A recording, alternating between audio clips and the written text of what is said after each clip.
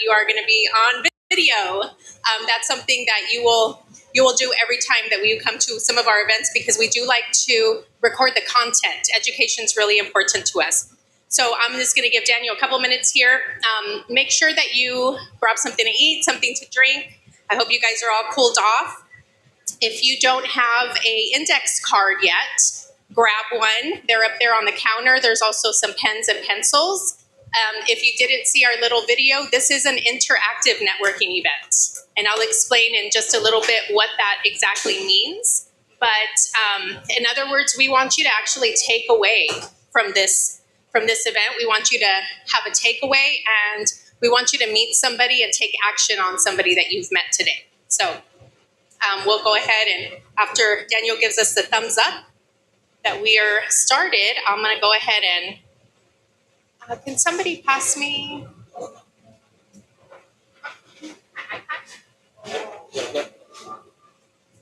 iPad.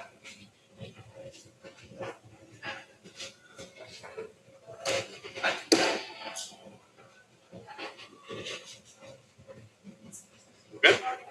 Check, check, 1, 2. Good evening, everyone. Hope you guys are doing great. Look at this beautiful place we have.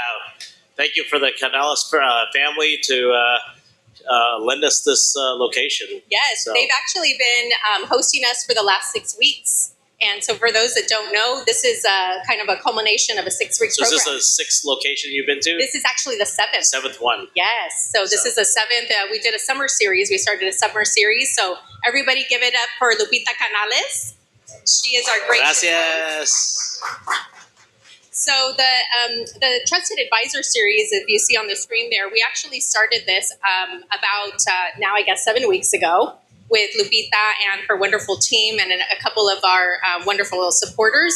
And the idea was to help us help professionals move from being just a salesperson in the eyes maybe of their clients in the community to being a trusted advisor. And so the series is actually becoming a trusted advisor. And so this last one is actually in the evening. So we were doing it as classroom style in the different Canales furnitures. And so this one, towards the end, we're going to actually give away certificates. So if you are here and you attended all of the 6 events or watch some of the ones online, if you can please stand up so we can acknowledge you. Rebecca? Nice. Awesome. Thank you guys so much. So we'll talk a little bit about that, but I want to make a quick introduction. So this summit, it's our inaugural summit that we're kicking off here at Canales Furniture. But the RE Connection Summit, basically it's supposed to be a ripple effect. It's supposed to be a ripple effect of the information that you received here for you to take action on. And not only to take action on the information and the education, but the people that are in the room. How many times have you gone to a networking event and left with a stack of business cards and forgot to follow up with the people? Thank you for raising your hand and being honest. And so we're hoping today to actually get some communication going on while you're actually here in the room. So that's what RE Connection Summit is about. This is a collaboration with My Homeownership Academy. We are brokered by eXp Realty, which is how I know Daniel and his awesome team. And so these are some of our supporters. Definitely give it up for them. A round of applause to Canales Furniture, Alcova Mortgage, Industrial On-Site Services, and Bryce Law and Title Firm. And I won't go too much about this, but if you want to take a screenshot, if you're interested in some of the stuff that we do as My Homeownership Academy, we do professional development for not only real estate professionals, but we really want to include everybody in our industry, not just realtors. And then we also help our community succeed by education. And so this is some of the content that we actually put out there in the community. If you are somebody who wants to know a little bit more about that and how we partner with folks like Daniel to be able to bring that information, let us know. Get with us afterwards. Okay, so enough about what we're here for. Let's get right into it. And our special guest, Daniel Ang. I've had the pleasure of knowing Daniel for a little bit here, and every time I meet him and see him, I'm just more impressed with the community and just his heart of servitude. So, Daniel, give us the quick 1-2 minute intro on you. Yeah, native Dallas, Texan, so 4th generation Chinese. My great-grandfather came to this country in the late 1800s due to the railroads, so He would send money back. I think he would get married, and then I do have roots in China and Hong Kong. My father's from Hong Kong originally, came to this country in 1956, came to Dallas in the mid 70s. So I was born here and went off to college in Europe, studied banking and finance in Switzerland, came back in 2001, and from there just really started my real estate journey. Well, before that, right after high school, I did get my real estate license. I mean, I was 18, going to classes during my summer trip, my summer months before going off to Europe. But knowing that I wanted to do real estate. So I came back in '01, and from there just continued to grow my network and just really take care of the family business first. It was really when, my father had a major stroke in '06. First marriage was failing in '07. Financial crisis '08. So you can imagine I was depressed in around that '08 time. But then because your surrounding is really important. I had another friend in the commercial industry. He was doing actually industrial properties, and it was a bad time. And there was a class called CCIM. It's a Certified Commercial Investment Member. And my friend said, "Hey, let's take some classes. Market's really just bad. Let's connect with more people." So I said, "Sure, I'll do anything." Went to those classes, met a lot of great people. So for you guys to connect is really important. So I learned that later on in my career. Probably about 10 years in, but really. Connecting from there, and then from there just building relationships that led me to where I am today. So success is not easy, but at the same time it's a journey, and everyone has a chapter, right? We're all writing our book, and it doesn't end. So just continue to write your chapter, connect with more people, because you never know. Because I think you'll see me doing a lot of video stuff. I actually met my wife later on because I took my business partners. Well, at that time he was my friend. I took his wedding pictures just for fun, and that's how I met my wife later on. So that's so just by serving and helping, you never know. Wow, that's a really cool story. I mean, talk about a ripple effect. They have children to prove it, right? That's really cool. But did you guys pick up on? He's actually commercial real estate. So raise your hand in here if you are a residential realtor or in residential real estate. There's a couple of us. Okay, great. Raise your hand if you're in commercial real estate. Okay, there's a couple of us in commercial real estate as well. So for those of us in the residential real estate, we know that commercial guys sometimes don't play nice in the sandbox with us. Yeah, it's different. We're a different beast, I guess. But if you look at traditionally, if you look at residential, predominantly it's a more female-based, industry. But if you look at commercial, it's more male-dominant. It's changing. Things have changed. But sometimes even as an Asian American, it was tough to get in the business, and I can't imagine my father being in the business the same way. But things are changing, and main thing is connection, right? It's a people business. Even with AI happening, you leverage AI, but it's a people business. It's a connection. Commercial, same way. I think just finding the right commercial person to work with, collaborate with. Not all of them will collaborate. It's just that's just the industry right now. Like I said, it is changing. There are those that want to help out, and there's a good handful of us that are teaching a lot of residential agents how to get to commercial. And we have a term called resi-mercial. So you have agents who do both, because you have clients. Guess what? They're buying a house, they have a business, and they have a commercial. So there's going to be a path, right? And so just don't look at that as don't take it on yourself. If you're going to do a commercial deal, make sure you partner up with somebody. Just like when you first started in this real estate industry, you probably joined a team, you had a mentor, things like that. Same thing with commercial, and it's going to take more time because guess what? Your license when you got it was all residential contracts, had nothing to do with commercial. So if you're really serious about commercial real estate, do get commercial education. If you're a realtor, the Texas Association of Realtor has a designation. That's just a foundation. At least get that going, and then from there you can always take more courses throughout your career. And so it's interesting because you technically have not done residential, but you still do resi-mercial, right? And so what I really liked that Daniel shared, and maybe we can go into this a little bit deeper, for the reasoning behind the resi-mercial merger. Because at one time you thought, I don't want anything to do with residential. Yeah, so, I mean, since 2001, after I graduated, almost all the way to 2000 and 2011 until I met my two residential partners at Keller Williams. We started a team. They were on the residential side. I was the commercial partner. And then when I was in that environment, I realized I was getting referral deals and I could send referrals out. And I didn't. I would say no to every single residential deal. Like someone asked me, "Hey, do you do residential?" I was like, "Oh no."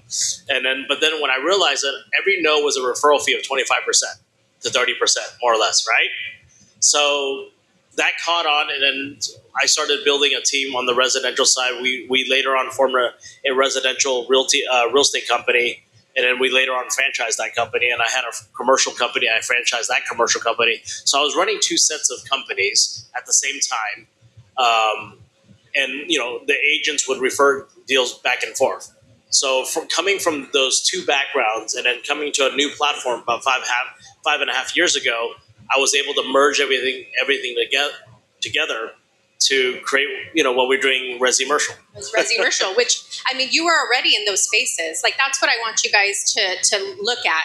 You were already in these spaces. You were already walking the walk, as they say. It was just having a different conversation and just opening up your idea of where can you connect to, increase your revenue. And so you don't have to give us numbers, but, if you hadn't made that connection, that jump from opening your mindset, how did that affect you now and the income that you're able? I mean, right now, a lot of people call me because they know I'm in Texas. So branding and marketing yourself where you're at is important. And being in a platform that's global, people call you. So I have a call tomorrow with a person from Guatemala where they're moving families over to the U.S. to Texas, and it may not be in Dallas. And guess what? If they want to say, "Hey, I want to go to Houston," well, guess what? I got a partner in Houston. I'm going to send it over there. So I'll split that referral with my other partner out there. But it's a lead, right? So be a lead generation source than just a transactional agent. Because at the end of the day, what do brokers do? They have a team and they're funneling leads. So you can do that right away. So think a little bit outside the box. Generate leads so you can send them off to other people around the country. And they don't even have to be in the same company because our license, legally, you can send a referral fee to Keller Williams, Coldwell Banker, or Independent. It doesn't matter. As long as you're licensed, you can send that lead and just making another friend. And guess what? You sending a lead over, they're going to always be grateful for you. And then that will come back one of these days when somebody moves to Dallas or DFW. Exactly. And I forgot I'm on the Tarrant County side. I got to be careful. Got to be careful over here. That's true. After you cross that line, I know it's I'm close. in Plano, so we don't go past 635. The people in Dallas don't go past 635. So what he's saying is we are honored to have his presence. So this is where it gets a little fun, you guys. So we're going to talk a little bit about, what Daniel was just talking about, but I want to hear from you guys. I want to hear, how are these referrals, how have you gotten referrals from other professionals, from other people in our industry, from other people across states?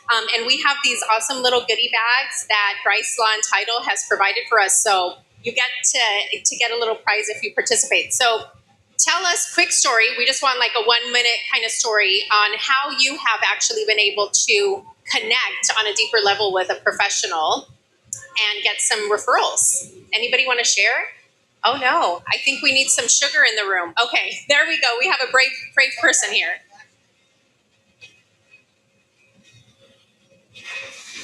My name is Anna Diaz, everyone. Hello.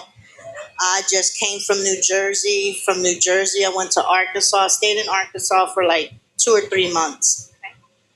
I got bored quickly. My brain just started deteriorating. So I started driving one day and never stopped until I reached here without a suitcase, nothing. Wow. Got here and met up with some of my friends that I've known for 13 years. They set me up with Conrad. I don't know if you all are familiar with Conrad. He's a very big person who networks all the time. So I've been with Conrad for all these months now, and right now, all of my leads were because of that leap of faith, of not being scared. Just go. Get what you want, how you want it, and the leads will come. They will come. That's awesome. Thank you so much for sharing. And we're going to give you one of our little goodie bags here. That East Coast toughness right there. Let's give her a round of applause for being very brave and sharing. I saw another hand come up. Who wanted to share? Anybody? There we go. Okay, on my referral, I would say I worked in a credit restoration a couple of years back. So I've stayed friends with, I've partnered up with old friends, and same thing. They establish the credit, build it up, and they're ready to buy a house. They'll send them over to me. I'm so sorry. No, that's awesome. Using these past businesses and the past things that we've done or different things. Daisy, all right. And everybody wants a little goodie bag now. All right. I would like to talk about my experience going to the Hispanic Chambers of Commerce. I'm not sure if you are familiar with it, but I met Imelda here. Is she here today? No? Okay. So I met Imelda there. She is a mortgage representative, and then she introduced me to Rebecca. And then Rebecca introduced me to Daniel. So it is definitely a rippling effect. So just go out and network, talk, doesn't matter, meet new people. And I met Daisy's husband. We're helped because they're in the HVAC business, and they help.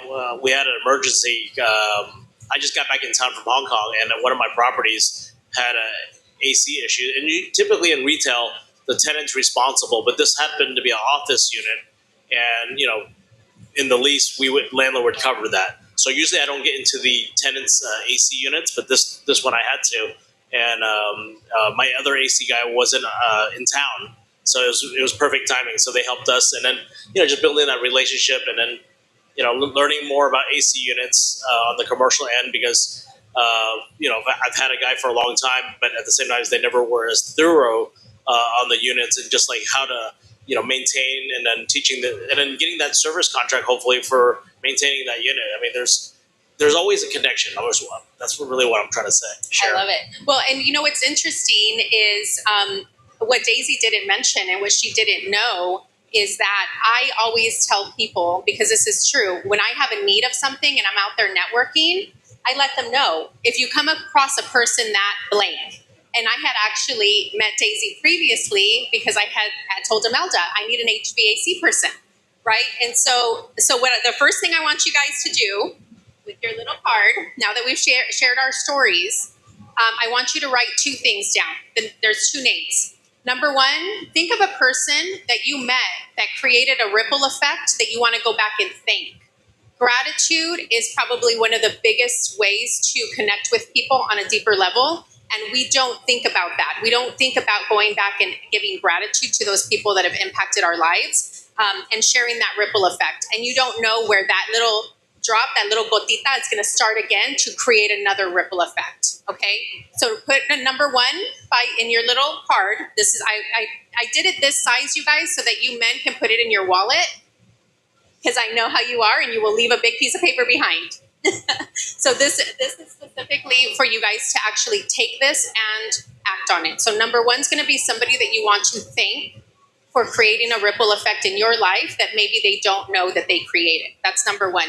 Number two is think about a person that's in need right now, and it doesn't have to be a financial need or a health need, a prayer need, an encouragement need. They just got into this industry need.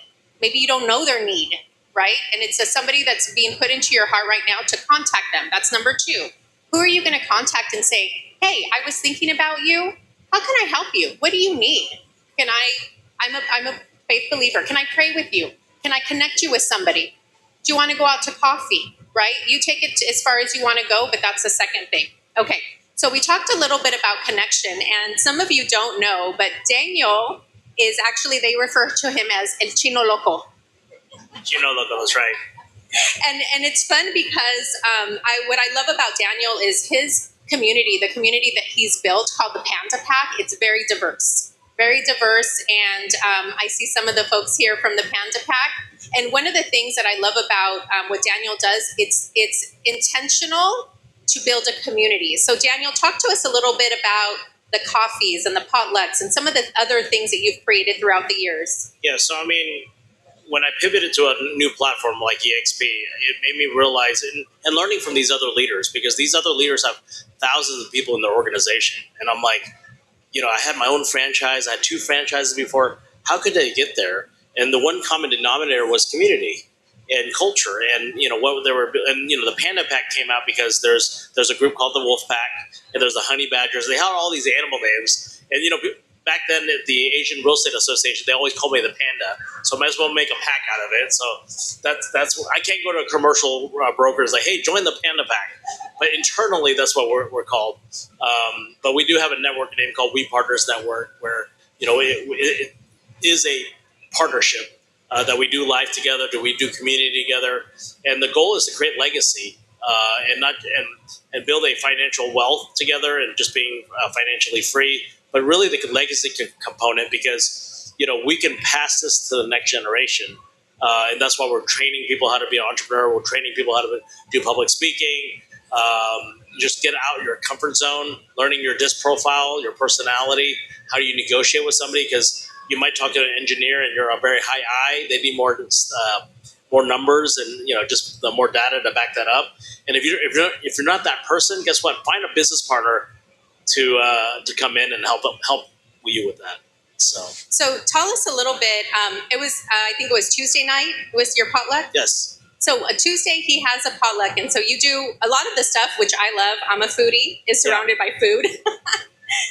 Yeah, I mean, it's typically a lot of agents or even brokerages, they'll get a sponsor, right? And they want the sponsor to pay for everything. But, but then at the same time, it's not really a partnership unless the agents are giving business over, right?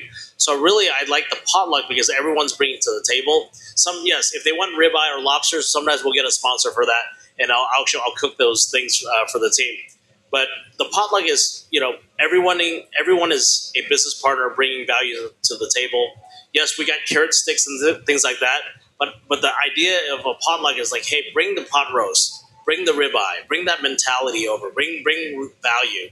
Even if you're brand new in real estate, there's a lot of value you can still bring because you had a lot of experience. And if you're young, you got that energy to bring over, right? Help me with the ice. Go get stuff. I mean, there's so many things that people can bring, but so a lot of agents or even people feel like, well, I'm brand new, I don't know what to do, but you got to get them thinking, and But community and building this, and the reason why you have a community, because culture will trump any kind of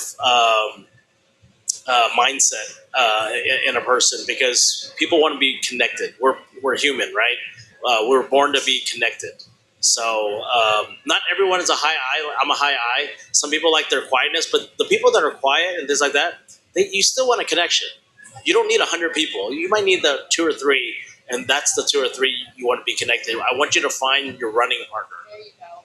I love that. Find your running partner. And, some people, high I as well, right? I love big groups. But the point that I wanted to have Daniel share this is because he didn't go out and say, this is only for realtors and we have this specific thing that we're doing as realtors and we're only learning this one thing. It was literally food and community, and we had such great conversations. I think after the pandemic, a lot of people forgot about that. They thought that, Zoom and just attending things on Zoom was the way to go. And so I just want to encourage you guys, if you don't have a community that you're plugging into, even as Daniel said, even if it's 2 or 3 people that meet up once a month to connect, how are you creating, if you're not plugged into a ripple effect system, are you creating your own? And so I would love for you guys to think about that. And if anybody has any really neat ideas in the audience here that you're already doing or you would want to do, raise your hand. Let us know. We'd love to hear from you. Okay, just a couple other quick questions. And actually, I'm going to take a moment. Does anybody have any questions in the audience for Daniel? No, quiet audience today. Okay, so one of the things that people really, get anxious about in doing these events is that they have to have all this elaborate stuff. Give us like 3 quick tips on doing an event. If you're going to do an event, you need to do 1, 2, 3. Yeah, I mean, I had a guy call me from California yesterday because I posted something online, and he was like, "Man, I do a lot of production. What do you do, Daniel?" And I said, "I just do barbecue events, and I just cook for the team, and it's, You put it on Eventbrite, other people invite you. I mean, yeah, my fear is always not enough food, right? But don't overthink it. Be consistent. I think really that's the main thing. I do a coffee event up in Plano every Friday. I'm not even paying for coffee. Everyone's buying their own coffee, so it doesn't cost anything. And what I tell people is like, hey, this is not my event. So if you want to create your own flyer, so I have some lenders. I said, create your own flyer, invite people. It's from 8:30 to 10. Just put your logo, put your face on there, invite people, and that's all it is. So like so instead of having just our events, create it where it's our events, and everyone can participate. Everyone can market themselves, invite people, and I think that's the easiest thing, and that can be done globally. So imagine a coffee event that anybody can participate, invite, and have their own flyer. It'll confuse everybody, but it's okay because guess what? I've had people come in from Dubai that saw it on Eventbrite. I have people from Mexico. He was an architect. He was a subcontractor for another architect firm here, and basically, which I found out is these companies in the U.S. will sub it out to Mexico. They do all the work, and then they send it back, and they just stamp it. And they charge us arm and a leg for that. So then I had a direct resource in Mexico, and because they're licensed, they have a partner here that will sign off. That's an inexpensive way to get drawings done now. But just because of that, so that's just one small example. But I think being consistent. I like the weekly coffee events in the morning because I think anyone that comes at 8:30 in the morning for coffee just to make a connection, they're pretty serious. Yeah. Versus a happy hour, right? Happy hours are everywhere, but coffee, I think, in the morning is dedicated where they plan their day, and they still have the rest of the work day. You can come 30 minutes and get off to work, So yeah. So I do one at the local Good Coffee. My church at Chase Oaks built a coffee shop. It's kind of like this size. It's like you guys can do a coffee event here. But you can do it in the Tarrant County. You can do one in Fort Worth. I think anyone can do these things, and that's just a start. If you do want to go to the next level, for me is because I have about 400 people in my group now. So having people come for food is really good because for me, I like to see. I like to feed everyone, and I think I get that from my father. Because my dad would cook every Sunday for church and feed everyone, and this is my way of doing it. And I'm feeding my team that way. I love that though because you're feeding not only their stomachs but you're feeding their souls. Correct. I love Correct. it. Okay, well let's go ahead and wrap it up. Does anybody have any other questions for Daniel? All right, well let's go ahead and give him a round of applause. Thank you. So as we get ready, I'm going to have April and Tabitha. You can go ahead and get up here and get ready. And I'm going to sit over here. So really quick, I'm going to give everybody an opportunity to introduce themselves. And I want you to just tell me your name, who you're with, and what location you're in. So that way, if there's somebody in the room that wants to connect with you. So I'm going to go these 3, 4, 5 people really quick, okay? Name, who you're with, and what you do, where you're from. Okay? Rebecca Chanez, eXp Realty, and I'm in North Garland area. Hello, everyone. I'm Sheba Morgan, mortgage broker with NXT, and I'm in Frisco, but I serve Texas. Hi, everyone. I'm Noelle Bowen. I'm with Compass, and I serve South Lake. Anna Diaz. I am just starting my LLC. I got it last week, so I have a lot of real estate mindsets that I could actually help other people. I'm actually a consultant, so yeah, I could help a lot. Okay. Tyree Ransom, David Alway, CPA, and I'm in the Grand Prairie, Texas area. Thank you so much. And y'all get ready. I'm coming to you next. Okay, so I'm going to introduce, and I'm going to get your guys' little. So I'm going to introduce Tabitha and April and let them kind of do their thing. Not their little thing. It's a big thing, you guys. But they are with Bryce Law and Title, but they have a podcast that they do, and it's called The Morning Buzz. and it's a lot of fun. So without further ado, if you want to give Tabitha and April a round of applause. Hello. Testing. Okay. Yes. Welcome, everyone. Again, my name is Tabitha, and this is April. We started this little podcast 5 years ago, I think, and it was simply just to provide education, give stories about everything that we do in title, because we fix a lot of messes. And so anyway, so basically what sounds simple is sometimes very complicated. And so we're just going to talk about title and ownership. We wrote it down because if you know us, we're very long-winded and we only have 10 minutes. And so we needed to stick to the script. Yes, I'm going to say real quick, just our office is in Colleyville. We service the state of Texas, fully practicing business and real estate law firm. And then I specialize in commercial closings and our commercial division. And Tabitha is bilingual and specializes in residential. We have multiple escrow officers on our team, but we are the head of that. So we would love an opportunity to meet with you and discuss further how we can, just to go in line with Daniel, we believe that the relationship comes first and the business follows. So even if it's a deal that we're not closing, that's okay. You have a question, you have a problem. We are problem solvers. If there's a way it can be done, we will know it. So just putting that out there. Okay. We want to close your transaction. Oh, well, we want to build the relationship first, and then we want to close your transactions because you trust us. But anyway, join us on the Morning Buzz. It's every Monday morning. We live stream on our social medias. That podcast gets anywhere from 2,500 to 4,500 hits a week. We give away $50 every Monday just for liking and sharing our live. And then in December every year for our Grice Gives Back, we host it in front of a live studio audience. And last year it was incredible. Come be a part of it. We blessed multiple families, multiple school districts, inner city schools, in Tarrant County, Daniel. But we don't mind coming to Dallas County. If there's a need, we will meet it. This year it'll be on Monday, December 7th at 10:30. That'll be our live studio audience. We felt like Oprah last year. Everybody gets one. So come be a part. Check our socials. You'll see the announcement. Okay. Well, today we're going to talk about one thing that we wish every homeowner, every real estate agent, and honestly anybody who owns real estate understood. And that is that title does not automatically pass. It doesn't automatically pass because you got divorced. It doesn't automatically pass because your spouse died.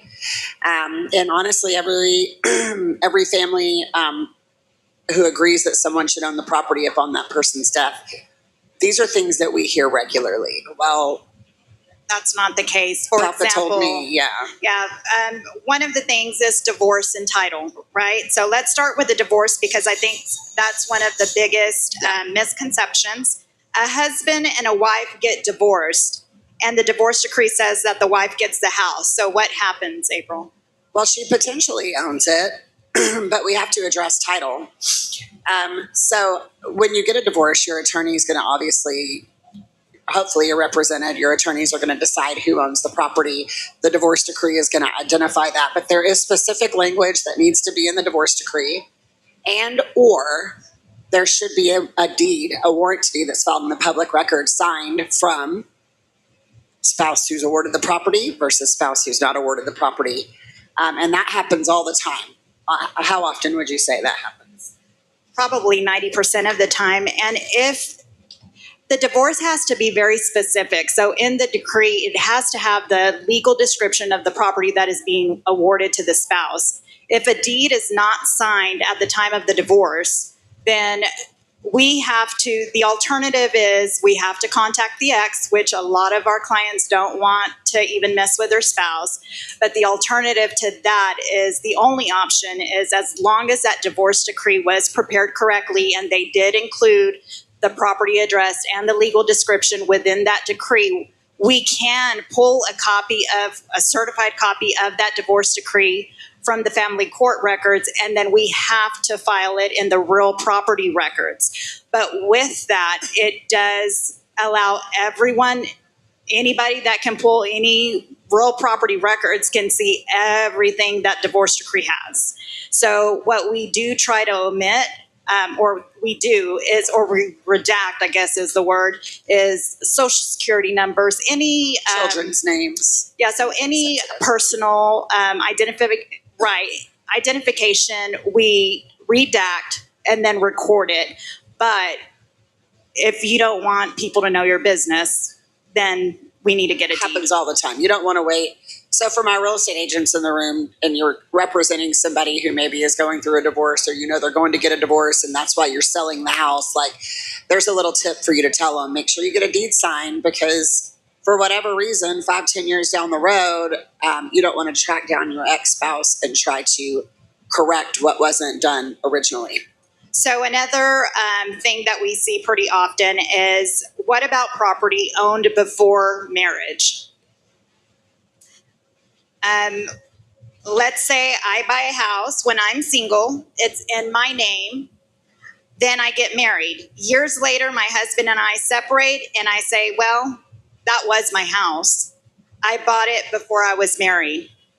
So this is where it gets complicated. This is something we hear regularly as well. But Texas is a community property state, for those who don't know. And the characterization of a property can become much more complicated than simply looking at when it was purchased.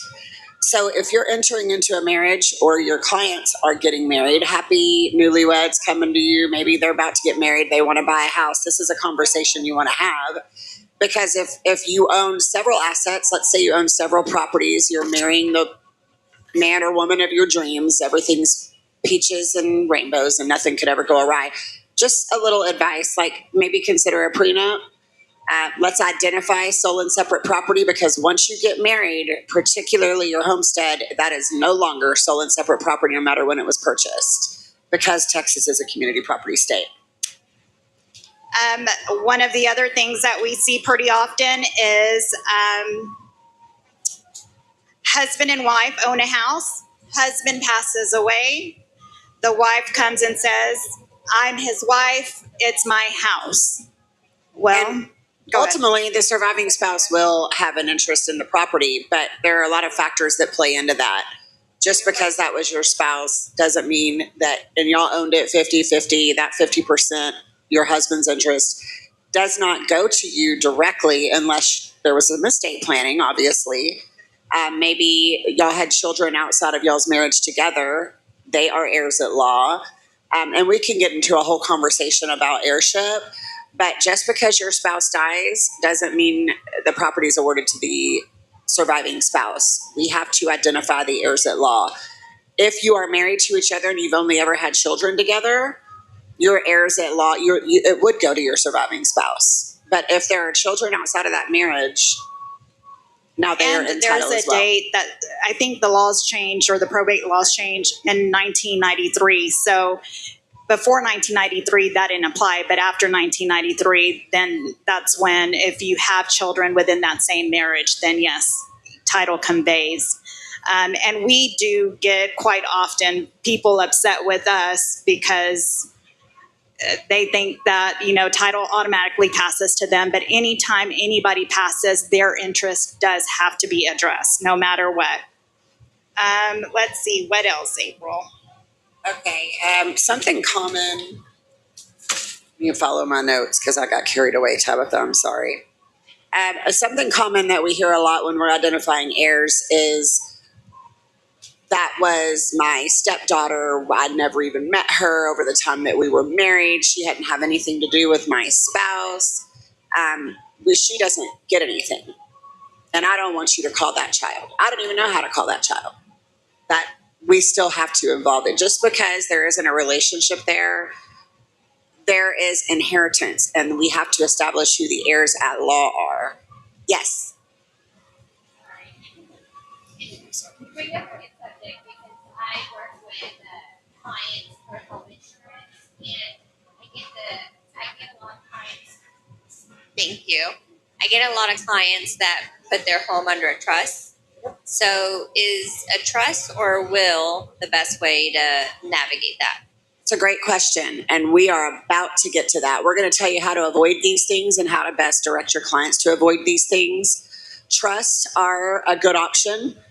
And really, it just depends on what assets you want to put in the trust.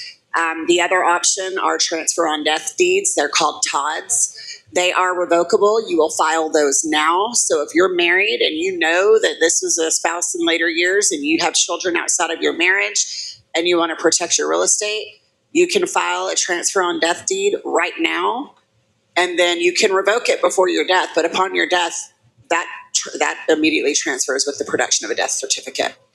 So those are options. Trusts are good options. That means you can avoid probate, you can avoid heirship, you can avoid the court, because the trust is its own entity. For those who don't know, a trust, it can be April, Tabitha, and then April and Tabitha's trust would be a third person sitting on this couch. It is its own entity, but it's operated by trustees. A trust can't hold real estate. The trustees of a trust can hold real estate. And then the contents of that trust then become the authority over whatever asset is in the trust. So if you're a trustee and your spouse is a co-trustee, then the authority for your spouse to act on your behalf becomes effective upon issuance of your death certificate. If something happens to you and your spouse, your substitute trustees will be whoever you appoint, your children, your siblings, your parents, like whoever you want to appoint is done within the trust. I say each scenario requires an evaluation, because some cases a TOD would be better, some cases a trust would be better. It's much less expensive to do a TOD than it is to do a trust, but a trust may be necessary depending on your assets. I think a transfer on death deed, it's only going to be specific to your property, whereas a trust, if you have several accounts and things like that, and you need, your assets to be handled in that way, then that might be a better way to go. And something to remember and point out is, just because you have a trust agreement drafted and it's sitting in your drawer or your safe, it's ineffective. You have to transfer your assets into the trust. So it comes full circle back to what we were talking about. There has to be a deed filed in the public record conveying your personal interest into the trustees of the trust for that trust to become effective. So it doesn't matter how the bottom line here is, it doesn't matter what agreement you had at grandma's table and everybody in the family knew about it, because I'm going to tell you one thing I'm for sure aware of that we've learned the hard way is, when there's death in families and there's money on the table, people tend to forget what grandma said at the table your whole lives. So it can be for $500 or it could be for $200. They're not going to sign. Exactly. So if you are advising your clients for my agents, or if you have a family member, maybe your parents are older, maybe you have adult children who are about to get married, maybe your grandparents, have those conversations. I lost both of my parents. I have neither of my parents left. I do this for a living. Why did my parents not have, hello, April, so please learn from my mistake, have that conversation and ask the questions. We are happy. It doesn't matter if we're closing a deal or not. If you say, I have a question, I need to know what to do in this scenario. If we can't give you legal advice, our attorney, Ian Grice, will hop on the phone with you and we'll find a solution for you, because we would rather you know than don't know and it's too late. Yes.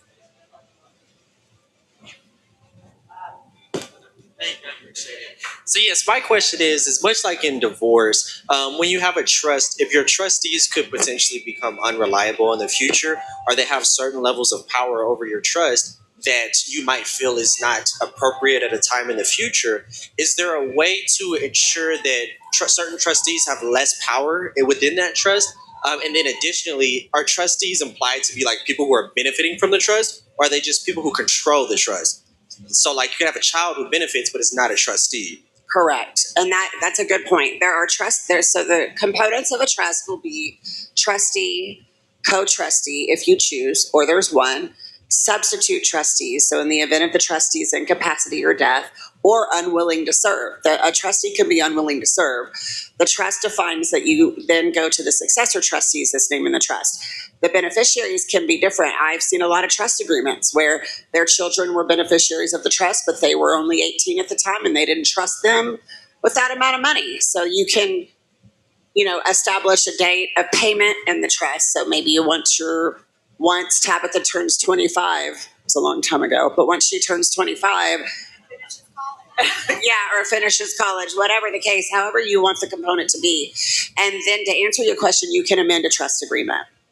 So you can amend it, you can amend a trust agreement, and then there is what's called okay, please let me preface this by saying, please do not go chat GPT a trust agreement and then rely on that. Like, it is important to have an attorney, especially when it comes to your assets. It's worth it to pay whatever fee to make sure it's protected and distributed the way you wish. But they're along with a trust agreement. Any legal document, including Yeah. power of attorneys, please. Please, because you're going to try to use it, and then somebody like me or Tabitha is going to call and say, you can't use that. Like, there is statutory language that has to go in these documents to make them effective.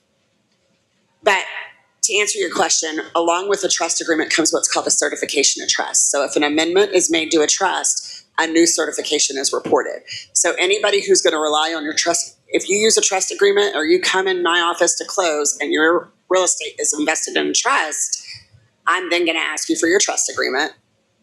And then I'm going to ask you for your certification, because I'm going to have to review it to make sure we have been given all of the information necessary to allow you to act on behalf of the trust.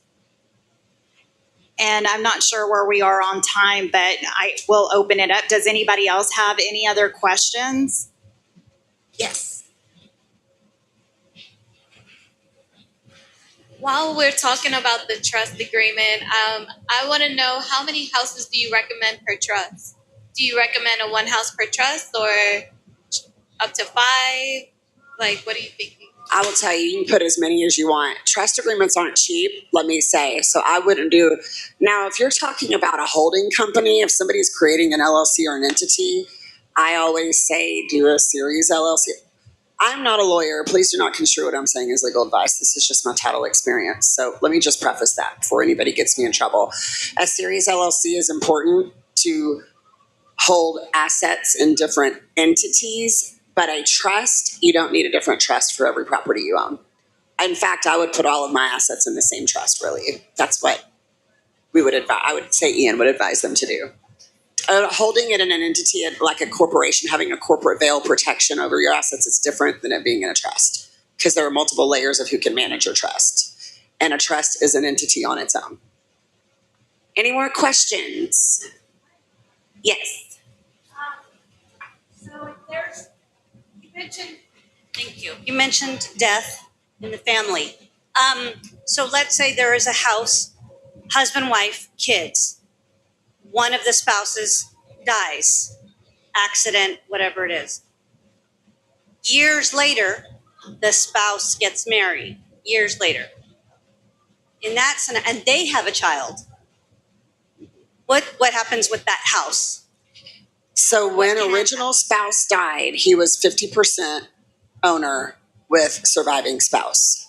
Surviving spouse keeps her 50%. And now you said they only ever had children together? So they had kids. Together only? Together. Okay. So we would then do an heirship affidavit for original spouse. Because they only ever had children together, it has to be papered and filed in the public record, because why? Everything that conveys interest and title has to be filed in the public record. So we would have to paper it. We would have to have spouse death certificate. Requires 2 disinterested parties that knew the family for 10 years or more while the decedent was alive. Sign it, and that would convey interest directly to wife. So now wife from the first husband would have 100% title interest. Once she remarried, even if she owned the house prior to her marriage to new husband, he has a community property interest. So now he would be entitled to protect. And the reason Texas is a community property state is because if you spend marital assets, maybe you have a bank account, maybe husband has a great job and he said, hey, I'll pay the mortgage. If you divorce after he married you, moved into your home, whatever community property assets or community money was used to renovate, pay payments, build equity, they're entitled to be reimbursed for upon the divorce, even if they came into it knowing it was already owned by their spouse. That's why we require that. We have another question over here. For them to be reimbursed on what you just said right now, do they have to have proof that they invested money on it? Some type of proof? I mean, somewhat. Like if they're saying I've made the payments, but a lot of times people have joint accounts. So you can just claim, hey, here, my paycheck's been direct deposited into our joint checking account for the past 20 years. And then also, like Tabitha said, that's why we're going to require the joinder of any spouse at any time execute a deed at closing. And also for community property interest, they are also awarded through community property interest a life estate. So that's a little tricky. They would have to be willing to deed over their life estate before you would be able to close on a closing because of their community property interest. So they're allowed to live there until they die unless they're willing to deed it over. And our part of it is all we need in order to close it is as long as everybody agrees to the amounts that are going to be distributed. So even if one person owns 50%, if they're willing to take $10,000 and they sign an agreement stating, I'm only going to take $10,000, they can keep, the rest, we're good. All we need is everyone to agree to the amounts. Everyone signs off on the deed, and then we've fulfilled our obligation to make sure title is clear. All right, one more question. Yes. Because I've had this happen a few times with my clients. Their mom passed away and they took over the house and they can't insure their home because they didn't have a trust. What is the turnaround if they did have a trust first? Because I know with my client, it took almost a year for them to get the house in their name. How quick is it whenever the house is in a trust and they have the authority to make changes? That's a great question. So just for everybody's knowledge, a trust and a TOD, so a TOD is a transfer on death deed, they're effective immediately as soon as the death certificate is issued. I've had somebody pass away, the death certificate was issued 7 days later, they sold the house 12 days later. It's that quick. Probate takes a good 3 to 6 to maybe even 9 months, even longer, depending on the size of the estate. I would, if it were my choice and for my family, I would avoid wills and probates at all costs. It's just too time consuming. And oftentimes people don't have the assets to keep up with the property, maybe a mortgage payment, property taxes, maintenance, for as long as it takes to get a will probated. So that's why I love to talk about TODs and trust. And I think we're out of time now, so I'm going to hand it over to Rebecca. But as always, we are Grice Law and Title firm. We're on the Morning Buzz every Monday morning, but you are always welcome to give us a call. Our business cards, we have them in here, so we'll make sure that you get our information. Thank you. My cell phone number is on my card, and I love to text. And when is the Morning Buzz? Did you tell them when it's on?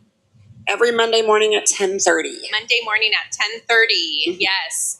And so if you raise your hand if you enjoyed this information and actually learned something. Yes, exactly. So thank you, ladies, so much, because you definitely want to think about wills and trusts and stay happy like our friend April's shirt here. Okay, so we're going back to our little index cards, you guys.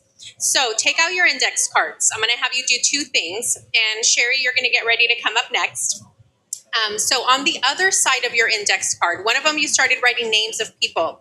On the other side of your index card, I want you to write down just really quickly something that you learned, either from Daniel or from April and Tabitha, something that you learned that you're going to go back and take action on. This is an action-oriented summit, right? We want you guys to take action. So something you're going to personally take action on the one side. Back on the other side where you wrote your names, I want you to write the name of the person that you're going to talk to about the information that you just learned. And if it's your own name, write your own name. Because I will tell you guys, I recently lost my godfather back in May, and it was very difficult because, like April said, I know this, I teach this, I live this stuff, and it's very difficult. And thank God we actually had somebody, a notary, come out and do the transfer on death deed and do some of these things just within a few hours of not being able to anymore. So it's really important that you guys think about who needs this information. And if it's you, write your name down. Okay, Sherry, I'm going to go ahead and have you go ahead and come up.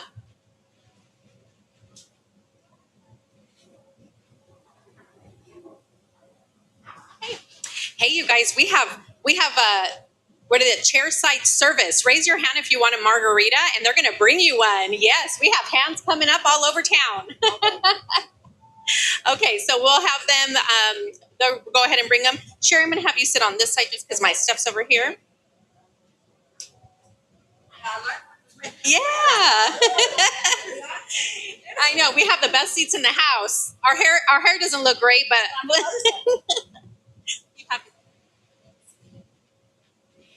okay. So, is it on? Is this thing on? Hello, do you hear me? Test, test, test. Hello, test. Sounds good. All right, Sherry, I'm so excited for you to be here today because I know that we have kind of a mixed information out here, but one of the things the main thing that we're talking about is how to connect with people, right? Connecting with people, why it's important to be educated and to take this information back to the people that we're connected with. And so we're going to talk a little bit more about how do we connect with them visually. So tell us a little bit about you and your background. My name is Cherry Burnish. I have an interior design degree from North Texas. I'm a Dallas Texan, grew up in Plano, went to college in North Texas. I have been repping for the past 35 years in the interior design world. Luckily, I get to work with Canales. We help with everything from wall decor, rugs, lighting, lamps, in a huge range. I do a lot of design business, hospitality business, everything that's right brain, pretty and creative. Actually, we would have hit it off great, but we're opposites in the world of right, left brain. So we wanted to talk a little bit about all kinds of questions you might have regarding interiors. Yes, so I'm going to go ahead and start asking questions, and I love that you guys started asking questions of Tabitha and April, and so it's the same style. I think you guys are getting used to this style summit, so that's awesome. So Sherry, one of the things, especially for our real estate people in the room, and really just in general, professionals in general, what is something that we can do in order to make people feel welcome by the spaces? How does the visuals when we walk into the room matter? And pretty much I'm focusing on residential real estate. You should walk into a room and feel welcome. It should be natural light. Turn the lamps on. We should have a decent seating area. Clean, fresh, crisp. From the residential real estate side, if you're working on walking into a home you're selling, it should be super welcoming. You should have fresh paint, maybe something green on the table, nice colors, but not over the top. That's really good because, sometimes our sellers don't have a lot of money to make a place look nice. So what are some affordable options that we can actually spruce up? I like how you said plants or greenery. Tell us a little bit more about colors and why that matters. Warm colors are very important now. Everything's a little bit warmer, a little bit less gray, more natural. Black and white, the Magnolia Home black and white is a little bit stark. Soften it just a little bit. Make that white a little creamier. Use more bronze, more chocolate instead of just black. If you're worried about your budget and you need to freshen up your home to sell it, declutter. Get all the junk out. Keep it real clean. Hang something on the wall, even if it's mirrors. Do a little collection of something. I like the declutter. People forget that part. Tell us, as a designer, a little bit about the psychology of decluttering. I know we're going off script here a little bit, but it's important. I think it's an important topic. It is. It's okay to have a collection. It's okay to have a beautiful wall of Majolica plates. It's okay to have curated collections, just not a bunch of junk. Your high school trophies shouldn't be in your house. Your Mother's Day presents that are wonderful are great, but all that shouldn't be out in a selling environment. Think about your best party. Clean the baseboards, keep it clean, no clutter. So that's it. If they live in the home, tell us a little bit about if it's an empty space. What is the best things that we can add to a space to make it feel inviting? And especially working with professionals like Canales Furniture, like yourselves, what are the things that we should be more focused on? Well, really, the great residential realtors that have been in business for a minute might have a little more opportunity to do a little staging. And with Canales, it's very affordable. Have someone you work with. Put a little bit of furniture in the room. Put a rug in the room. It could be as little as what we're looking at right here. Do something in the space to make it not cold and empty. I know things flip quickly depending on the neighborhood and what you're doing, but a little bit of staging goes a long way. So if we were to let's focus about a little bit about the rooms, that we're focusing on. What are those go-to rooms? Those rooms, we talk a lot about feeling, connection. I loved how you said having a seating area. I would focus on living space, master bedroom, maybe more than the kitchen even. Okay. Because I think a lot of kitchens are clean and crisp and can be open. You can have cookies out, call it a day, but do something in the master primary, do something in the living space. Make it where you can sit down and have a conversation. Yes. And if you can't do anything, then, just keep it clean. Not a bunch of funky wall colors, clean. Yes.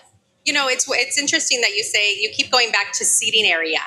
You go back to seating area, but raise your hand if you've gone into a home, and especially if you're showing and there's nowhere to sit and it's a little awkward for your buyer. Raise your hand if that's ever happened to you, right? I mean, and guys, it could just be a pair of chairs and a lamp. Have some place to sit down and do something. There you go, a pair of chairs and a lamp. I mean, but it makes a big difference. Well, and I know you residential realtors. I mean, you guys dream up crazy stuff all the time. You may have something you pull out of your house to show a house. It doesn't matter. As time goes by, you'll have people you can pull from. And a source like Canal is not hard to work with, not over the top expensive, and very community driven. Work with them. Yes, and we have a really exciting program that they have that we'll have them talk about in a little bit. But tell us, as far as a designer, some of the trends that we're seeing. Because, colors, and especially with buyers and, even for people that are moving up or moving down, they're looking at the modern. And so what is trending right now? What colors are trending? What should we be looking towards in the next few months? How funny. I'm still going to say warm colors are more important than gray, beige. Go to the Sherwin-Williams website. If you only look on the first 2 or 3 pages, the top 10 colors are there. Accessible beige all day long. Paint the ceilings white. Keep it simple. Don't overdo. There's all this wonderful, moody, color drenching with emerald green rooms, and they painted the trim and everything. That depends on the level of the neighborhood and the level of what you're selling. Know what you're doing. Design your space to the neighborhood and to the house. Be true to the house. If it's a beautiful French chateau, don't even think about Spanish colonial furniture in there. You're making a mistake. Don't follow the trend to the point of losing your identity of the home and the neighborhood. Oh, that's really good. The same thing for us as people. When you're a trusted advisor, we have to stay authentic to ourselves. So really do. And just, if you don't know what to do, then keep it simple. Don't do anything. Learn as you go. Learn your audience. Know your audience. So you mentioned something important, or don't do anything. So what are some faux pas? We talked about some do's. What are some faux pas? Too much funky colors. Painting a wall burgundy in a really clean, simple house. You're going to turn more people off than you're going to gather. If you end up doing a little paper or a little grass cloth on a wall, fine. Just keep it simple. If you're not good at picking colors, find someone to help you. I'm not going to ever be good at trust. I'm never going to know. I need an attorney, or when I come to a title, I need help. Do what you do best. Source the rest.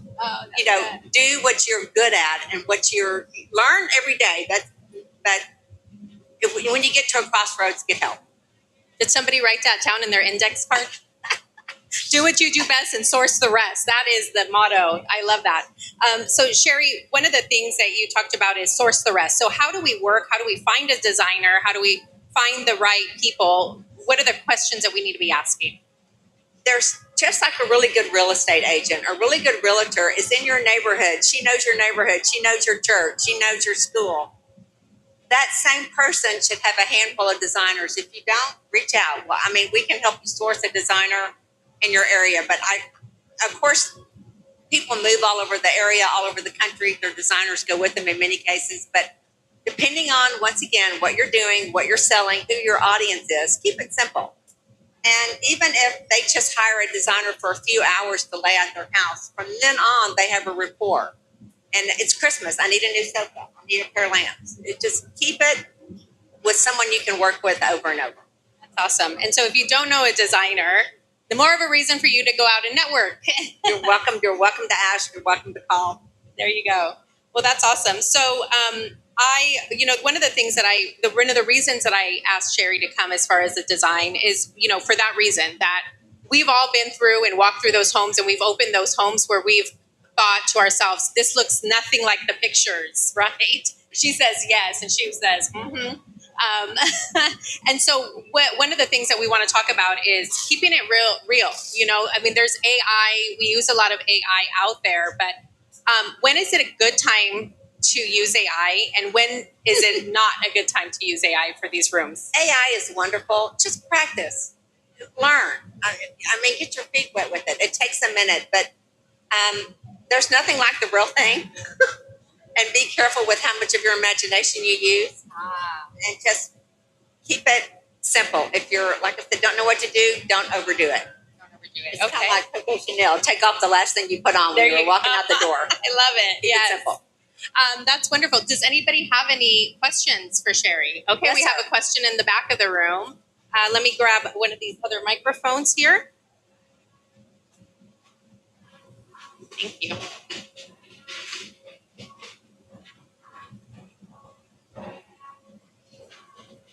Hello. Hi. All right, there we go. So, some of the older people that are now moving into condos, or Yes, we got they're showing their homes. yes. They have furniture from 20, 30 years ago. Right.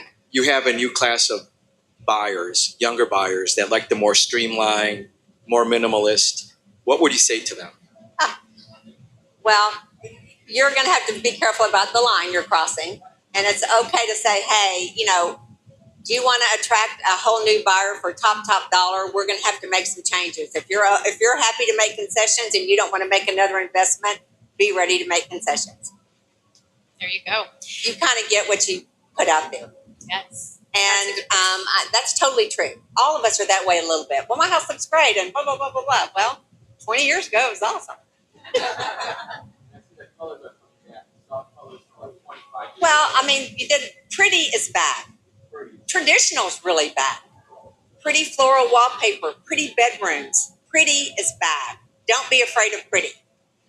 It really is back at many, many levels. Transitional is still great, but I'm seeing pretty more. Beautiful. Maybe it's a gorgeous Asian urn or lamp, or thrifting is huge. You should have something maybe old and collected in your repertoire. It warms up the room immediately. It's not cold and sterile. IKEA's for college kids.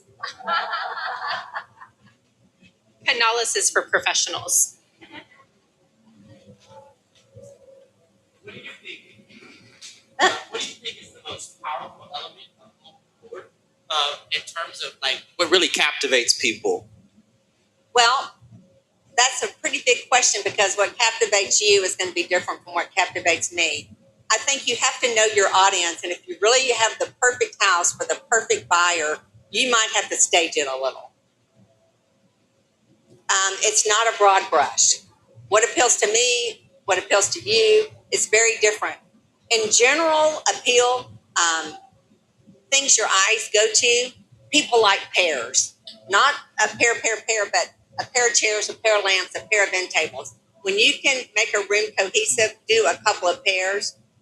Put down a rug. There's no wall-to-wall carpet anymore. The room will echo, it will be cold, and it will even be hot. If you have to roll out a rug and 2 chairs, do it.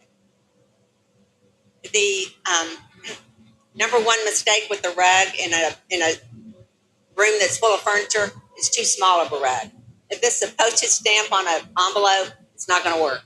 If that rug fits in your entry hall, put it in the entry hall, not the den. Fair? I know I probably gave you a broad stroke, but No, it was one point. I see. Everybody has to live.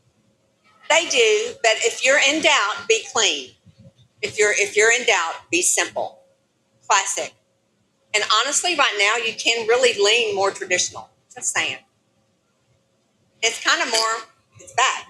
When staging, I know that every realtor will have a different opinion, but you want your prospective buyer to see themselves in the space. So any personal effects, maybe your family vacation photo. Now small woods are all the rage, so everybody has their I know I have two in my living room of my family pictures. So, like, what do you suggest to take those down and replace that with something Typically else? in real estate, you should not have personal imagery up, right? You should not. And might not have my diploma up, or if it's real personal and it's all about you, you don't want that for the public, right? What would you replace it with if you were going to tell us to take down our family? Like, my living room, it's focal point. There are those two It photos. kind of goes back to you and your realtor. Mhm. You may have a target customer who is your peer. No problem, leave it. Or you may have a house that's been on the market for a year where you're going to have to keep rethinking how to freshen that up. Fair? Any other questions?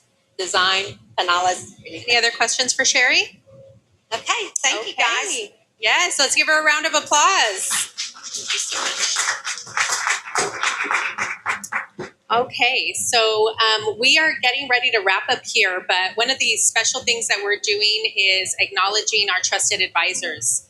We started, for those of you who were just joining us a little bit later, so we started this series about 7 weeks ago. This is the 7th week.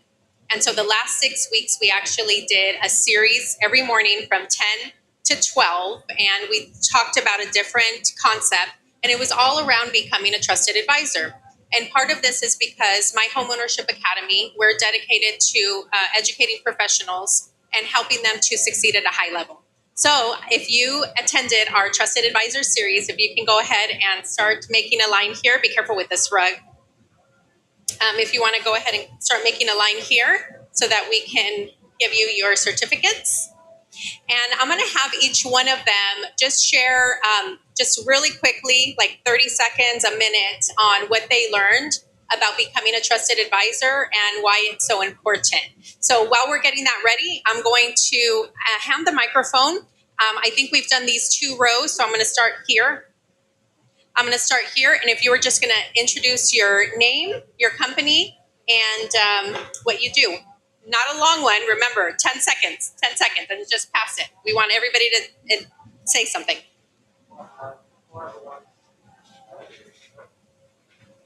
Everyone, yeah, there you go.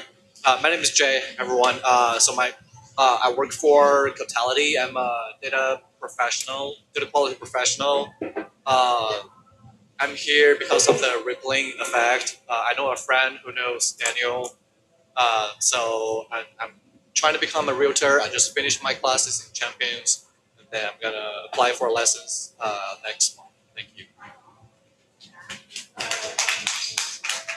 My name is Michael Chavez. I do personal and professional development, and I help those individuals who have that fear of public speaking.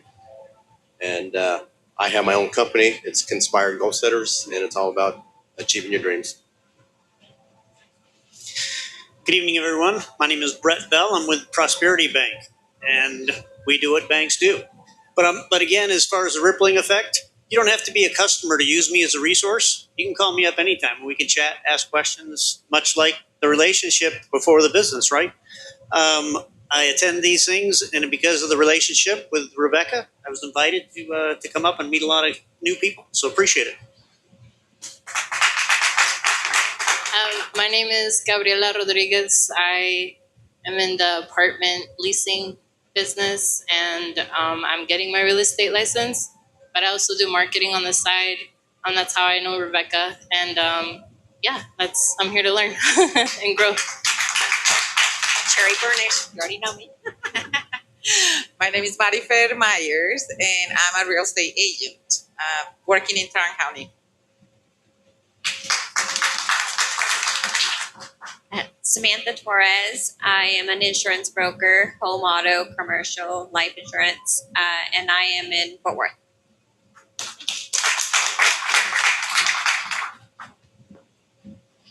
My name is Misael Ramos. I got 1.5 years on the license, and I work in Garland. My name is Oscar Rodriguez. I Mr. Connection. I like to do public relations with all the Latino community and work with different companies. Okay, thank you very much, Lupita, for inviting me. Hello, my name is Rosa Mesa. I've been a real estate agent since 2015, so I'm here to serve the DFW community.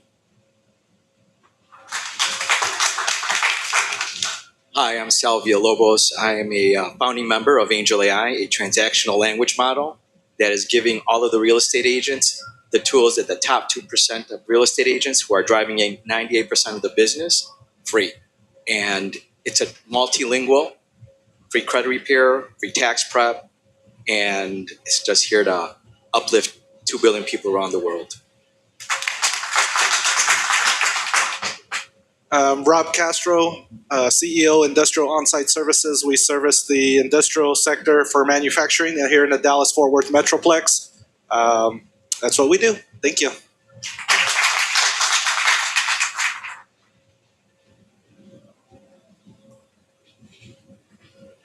I'm Lupita Canales from Canales Furniture. Thank you for coming, everybody. We're going to start with some. Okay, so thank you all. And as promised, we made sure that everybody had a connection here.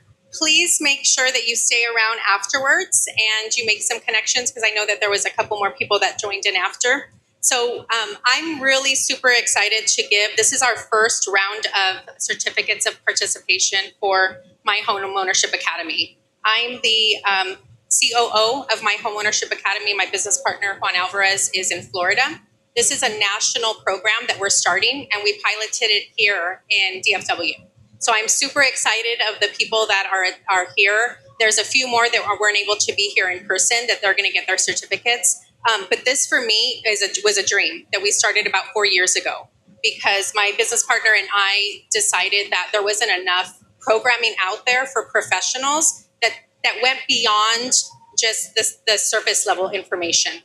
There's surface level information, but then there's going deeper, and there's going deeper with connections. And so that's what My Homeownership Academy is all about. And so if you are professional and you want to connect with My Homeownership Academy and learn what it is to be a trusted advisor and plug into our community, please come and see me after. But I'm super excited to introduce you to these wonderful people, and I'm going to give them an opportunity to introduce themselves and say something that you took away from this as I give you your certificate. So the first person I'm going to have you stand over here is Rebecca Shinez. So if you give her a round of applause. Thank you. So again, here we go. My name is Rebecca Chanes, real estate agent with eXp Realty. And what did I learn? Well, I got my real estate license fairly recently. My husband wants to purchase properties, leasing, so forth. So I got my license, and what I learned, was a lot, right? Because I'm just starting out. One of the things that I took away, of course, was how important community is. And that's huge with Rebecca, I know, and I can't wait to talk to some. If I can talk to all of you all, I will try to do my best to talk to all of you. But definitely the community aspect, and then Juan is not here. Yeah. So AI. Okay, I'm skeptical about AI. However, I got to learn how I can use it for good. Right? We want to use it for good, and so I got to learn that, and that was really important on how it could help me help my clients. Yeah, so that would be it. Thank you. Okay. Next up, we have Daisy Reyes. Hi, everybody. And Daisy's learning for 2. Yes. Oh my gosh. So, as y'all can see, this big old belly, but I've been getting it, guys. So, I am new to real estate. I'm like 42 days in, and I've been going nonstop. I want to learn everything.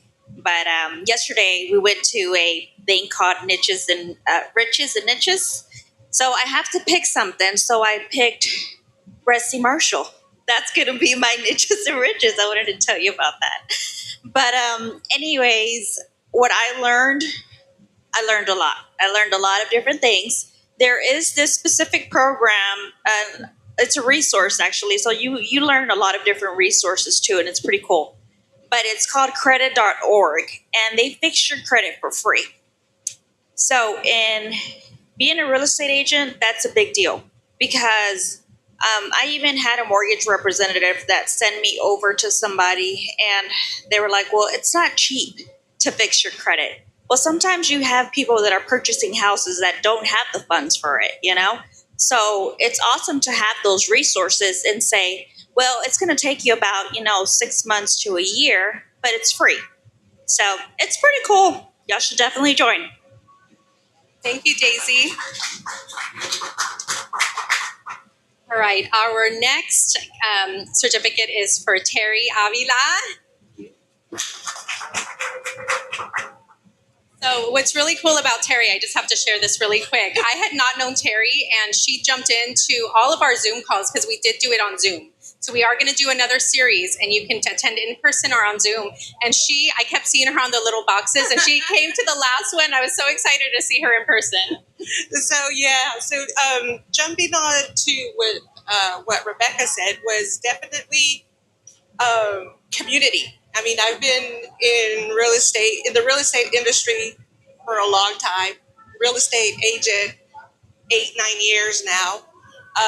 And so community, that, and then the AI was just amazing because I've used it just to ask little questions or reply to my email, but to actually use it, it's pretty cool. Awesome. Thank you, Terry. Okay, and the last one is Gabe. I just met Gabe recently through this series as well. But what's cool about Gabe is that he's also for Learning for Two. Him and his daughter, Mija, stand up really quick. This is his daughter, and although she looks very professional, she's actually underage. So she's not yet licensed, but he's working on that. Yeah, I'm working.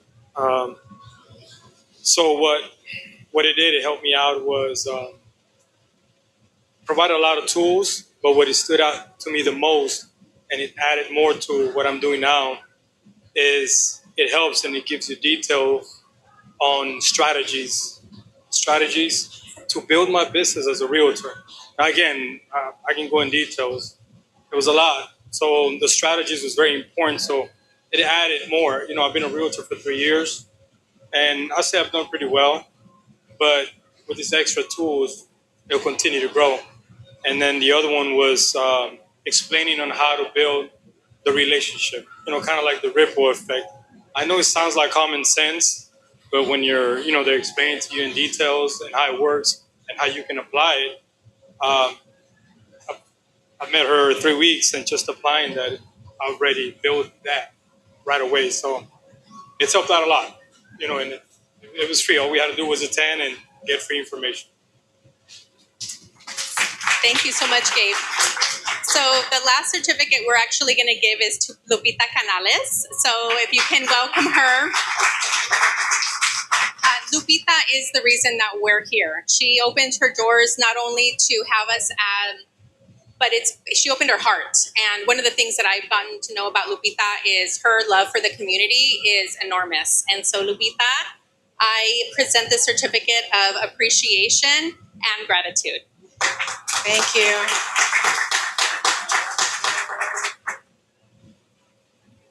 For me es better in Spanish. Estoy muy contenta por haber tomado estas clases y por haber participado con Rebeca, que es un gran trabajo que ha hecho con todos y un gran clases. Gracias, Rebeca, por ser partnership de Canales Furniture y gracias por estar aquí. Gracias, Lupita. All right, everybody. I like to keep us on time, and so hopefully, is it 7:30 today? 7:31. I'm over by 1 minute, but I just want to thank you all again for coming out. Thank you to those who participated. They gave 12 hours of their time to invest in becoming a trusted advisor, and so this is really an accomplishment for all of you, and it's an accomplishment for all of you to come. Please take your cards. Write down, last one, this is the last homework assignment I'm giving you guys. Write down the name of somebody that you met here, whether it be a speaker or a guest, and connect with them in the next 7 days. Not just send them a text message, not just send them an email. Let's go to lunch. Let's have a Zoom meeting. Let me learn more about you. I want to tell you about me. So pick one person and put it on your index card. Thank you all for joining us.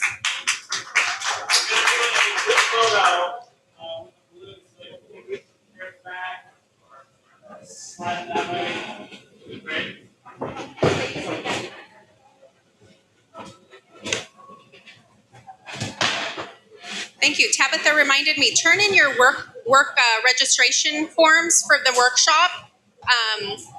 Tabitha's going to collect them. It's these registration forms, and make sure you guys give us your feedback. Oh, yes. I know. That's funny. We both crouched down for it too, like if we're both.